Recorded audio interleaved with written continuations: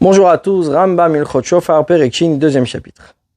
Première halakha. Akol chayav nishma kol shofar.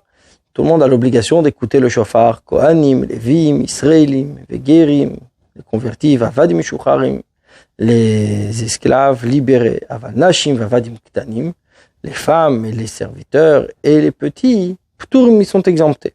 Mishichet Shuav Vechet Ben Chorin, celui qui a 2 mètres, et donc 1 mètre l'a libéré, il est libre à moitié. D'un autre côté, il est encore esclave. Et tumtum v'androginos, un tumtum comme un androginos, chayavin, eux sont obligés d'écouter le shofar. Alachabet kol mi sheino chayav badavar, celui qui n'a pas l'obligation, et une motziet achayav et de chovato, ne peut pas rendre quitte celui qui est obligé. Les fichar pour cela, isha okatan shitaku ba shofar, une femme ou un petit qui sonne le shofar, ashomé amen, celui qui les entend, lo yatsa n'est pas quitte. Androginos motziet mino. Un androginos va rendre quitte quelqu'un de sa même catégorie. Veino motziat sheino mino, mais ne rend pas quitte celui qui n'est pas de sa même catégorie. Tumtum et no motziat. Tumtum par contre ne rend pas quitte. Lo et mino, velo sheino mino. Ni un de sa catégorie, ni un autre. Sha tumtum shenikra, parce que le tumtum, quand ça va s'ouvrir, evshar, c'est possible, shimat zachar, qu'il va être un mâle, un garçon, peut-être ça va être une fille, donc il peut rendre quitte personne. Également celui qui est un demi-esclave et un demi-homme libre, et il ne peut pas se rendre quitte lui-même, parce que son côté, sa moitié esclave, ne peut pas rendre quitte sa moitié qui est libre. Et la comment se rend-il quitte? Il doit absolument écouter d'un homme libre qui sonne pour lui. Celui qui s'occupe à sonner du shofar pour apprendre. Il n'est pas quitte puisqu'il apprend. Ainsi celui qui entend de celui qui apprend. Il n'est pas quitte. Celui qui entend a eu l'intention de se rendre quitte. Par contre, celui qui sonne n'a pas eu l'intention de le rendre quitte. Ou bien le contraire. Celui qui sonne a eu l'intention de rendre quitte, mais celui qui entend n'a pas eu l'intention de se rendre quitte. Il n'est pas quitte. Il faut que les deux, celui qui entend et celui qui fait entendre, c'est-à-dire qui sonne, aient l'intention de rendre quitte et de se rendre quitte. Celui qui sonne,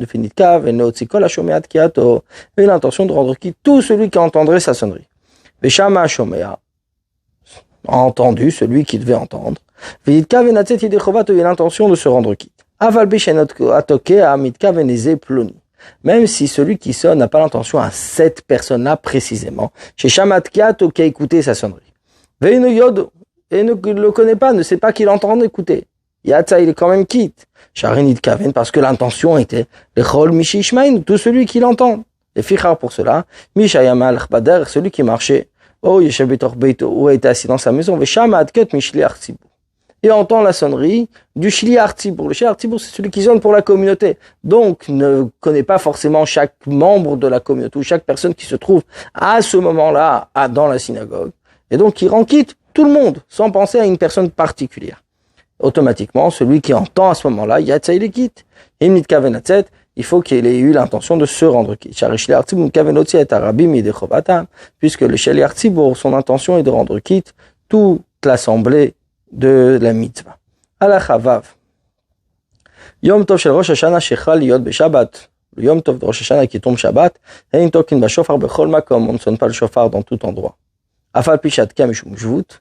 Même si sonner, c'est un décret des sages, Minadin Haya Shitokin, et selon la Torah, on aurait dû réellement sonner. Yavoa, c'est Shel Torah, Vitrejvut Shel Divrei. Vient venir une mitzvah positive de la Torah de sonner du shofar et repousser une interdiction des sages. Velamain Tokin, donc pourquoi on ne sonne pas? Xera, c'est un décret. Shema Itlinu Beyado, de peur qu'il prenne le shofar dans sa main. Violichenu il amène le mishéid kalo à celui qu'il sonnera pour lui, donc il l'aura transporté dans le domaine public. Viavirenu arba'amot birshut harabim va le transporter 4 coudées dans le domaine public. Viotzio mirshut lirchutu va le faire sortir d'un domaine à un autre. Viavudei sur ce qu'il a et va arriver à une interdiction qui le rend passible de la lapidation. Shakol chayavim bitkia, car tout le monde a l'obligation de sonner. Veinakol bekin litkom, pas tout le monde sait sonner. Donc de ce fait, on ne sonne pas quand c'est le Shabbat. Des enfants qui n'atteignent pas l'âge de l'éducation. Ne les empêche pas de sonner le Shabbat, qui n'est pas le Yom Tov de Rosh Hashanah. Pour qu'ils apprennent. Moutar les gadol, shita sekimen, et un adulte aura le droit de s'occuper avec eux, les lames d'un Yom Tov, pour leur apprendre. En jour de fête, ben katan shigal echinour, que ce soit un petit qui arrive à l'âge d'éducation, ben katan shigal echinour, ou un petit qui n'est pas encore arrivé à l'âge d'éducation.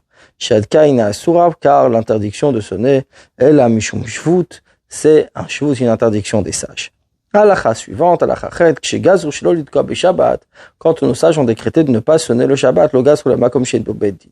Ils l'ont décrété uniquement dans un endroit où il n'y a pas de tribunal. Valbisman shabet hamikdash kayam. Mais quand le temple existait, Vaya bedin agadol berushalayim, il y avait le grand tribunal de Jérusalem. Ayuakual tokin berushalayim beshabbat. Tout le monde sonnait à Jérusalem le Shabbat. Kolzman shebedin yojvin, tant que le tribunal était présent. Veloan shirushalayim bilvat, pas uniquement les habitants de Jérusalem. La kol hir shaita betor trum Yerushalayim, toutes les villes qui étaient dans la limite aux alentours de Jérusalem. Vaïta roa Yerushalayim, qui voit Jérusalem, lo shetiye betor hanachal, pas qu'elle soit dans le fleuve. Vaïta shomad kol kiat Yerushalayim, mais entendait le son de Jérusalem. Lo shetiye berosh har, et qu'elle soit en sommet de montagne. Vaïta yechola lavo Yerushalayim, mais pouvait venir à Jérusalem. Lo sheye nahar mafsik benem, pas qu'un fleuve interrompt entre les deux. Les personnes de cette ville, les habitants de cette ville, pouvaient sonner comme le Shabbat, comme les personnes de Jérusalem sonnaient le Shabbat. Dans toutes les autres villes d'Israël, il ne sonnait pas. Et aujourd'hui, le temple a été détruit. À chaque endroit où il y a un tribunal fixe,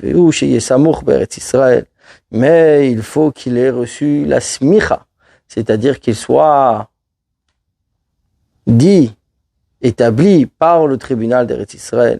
Tokin bo beshabbat, on sonne le Shabbat. Vei tokin beshabbat, on ne sonne pas le Shabbat, seulement dans un tribunal où on sanctifie le mois. Aval shar batedin, mais les autres tribunaux où on n'a pas sanctifié le mois, ein tokin bain, on ne sonne pas. Afal peshehin smuchin, même s'ils ont été appuyé et établi par le tribunal d'Eretz Israël. On ne sonne seulement devant un grand tribunal, tant qu'ils sont assis et présents. Et même s'ils se préparaient à se lever, mais ils ne se lèvent pas, on peut sonner devant eux.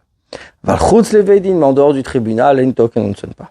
Et pourquoi on sonne devant le tribunal?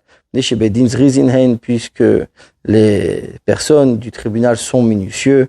Et celui qui sonne ne va pas transporter devant le tribunal dans le domaine public. Puisque le tribunal prévient le peuple, leur fait savoir les interdictions à respecter. Aujourd'hui, qu'on fait 2 jours en exil, de la même manière qu'on sonne le premier jour, on sonne également le deuxième, et si le premier jour tombe un Shabbat, on n'est pas dans un lieu où il y a un tribunal où on peut sonner, on sonne uniquement le second jour de fête. Bonne journée à vous.